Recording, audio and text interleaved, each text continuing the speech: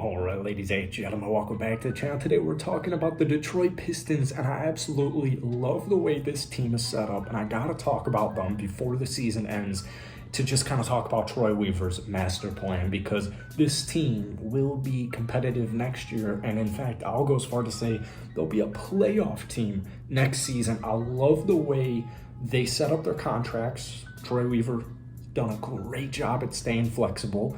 I anticipate a higher end signing.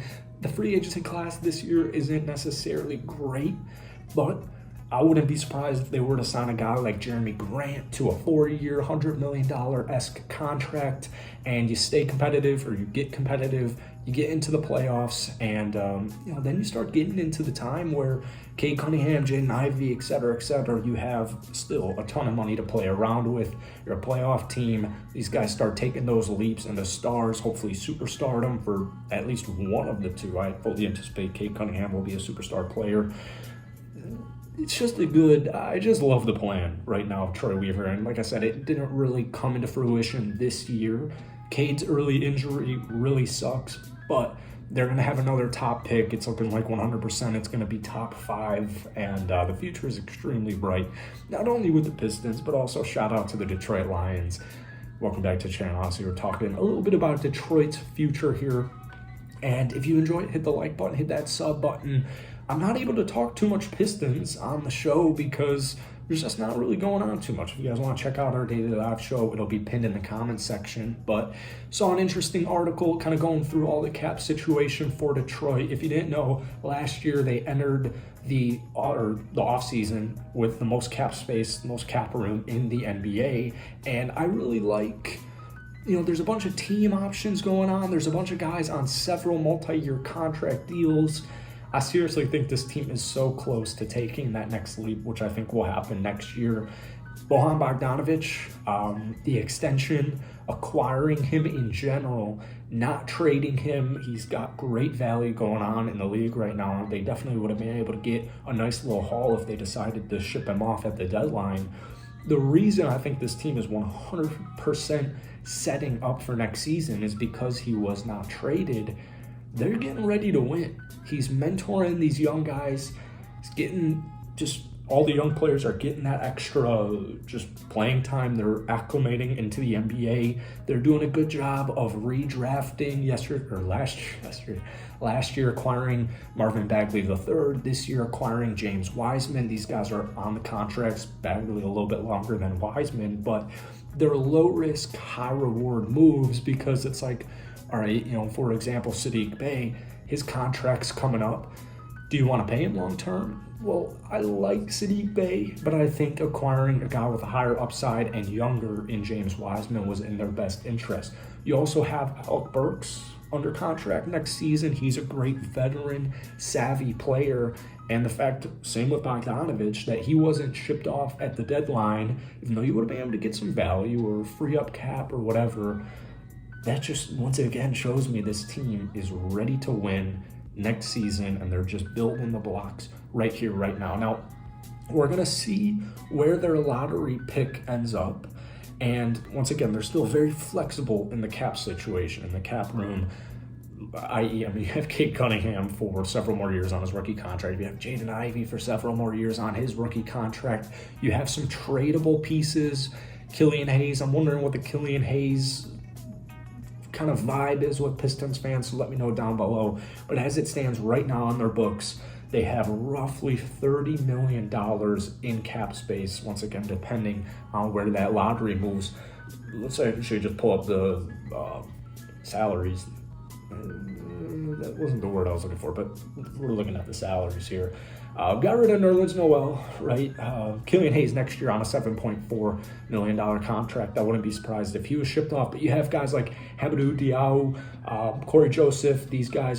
Corey Joseph didn't get bought out, right? These guys are on the last year of their contract.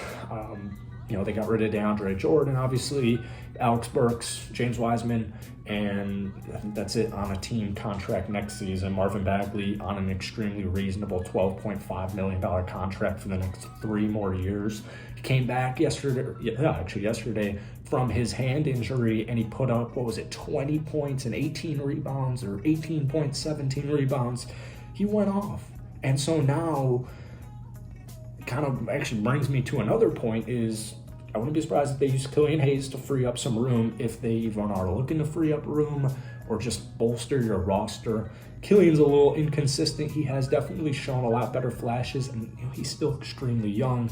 The same thing applies to Isaiah Stewart. So if you're a Pistons fan watching this video right now, let me know what you guys are thinking about Beef Stew and Killian Hayes being on this roster next season, long term, whatever is going on in your mind, whatever your opinion is.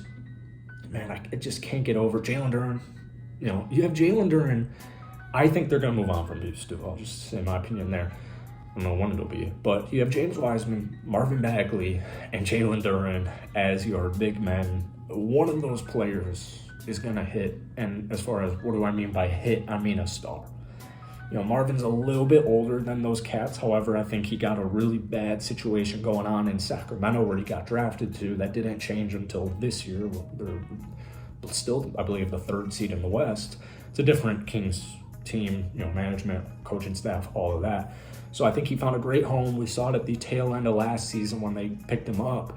And James Wiseman is just, these are high ceiling players. James Wiseman is a high ceiling player. If James Wiseman doesn't work out long term, well, you still have Jalen Duren, you still have Marvin Bagley most likely, and possibly even Beef Stew. So I think what Troy Weaver and the coaching staff is kind of doing right now is seeing, all right, even though Cade's out right now, who are we looking to long-term build with? Who do we want on this roster long-term? Like, obviously, outside of, Jalen Duren, even Jaden Ivey, Cade Cunningham, those guys seem 100% set. That's why they were drafted to Detroit. They're seeing who complements who, who are we not going long-term with? Killian Hayes. He's got 2.5 more seasons left under contract.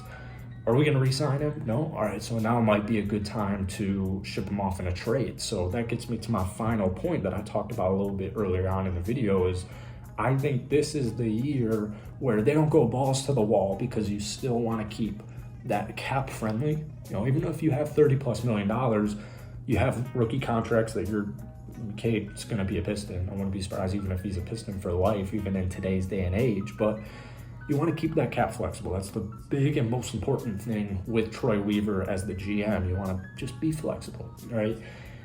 I think a Jeremy Grant-esque signing, 4 years, $100 million is something that they will look into, a return back to Detroit. I wouldn't be surprised if they grouped up maybe some future draft picks and some of these cats on this team to acquire a star-esque player. I always like when teams keep that in their back pocket. We don't really know right now. I mean, if you wanted to put money on it, maybe the betting odds would be like Trae Young getting disgruntled or Karl-Anthony Towns getting disgruntled, RJ Barrett. I don't think RJ would be the guy Detroit would target, but hopefully you get what I'm saying. Like, we don't know who's the disgruntled guy that's going to be next up for bidding until it happens. So if you're a young rising team with some veteran talent that if you're a star player away, you just want to be flexible with it. So yeah, I'm very big on the Detroit Pistons, and I know every Piston fan watching this is right now, but if you want daily NBA content, the like button, that's up. My live show will be linked down below. But guys, most importantly, let me know what you're thinking about the Pistons' future down below.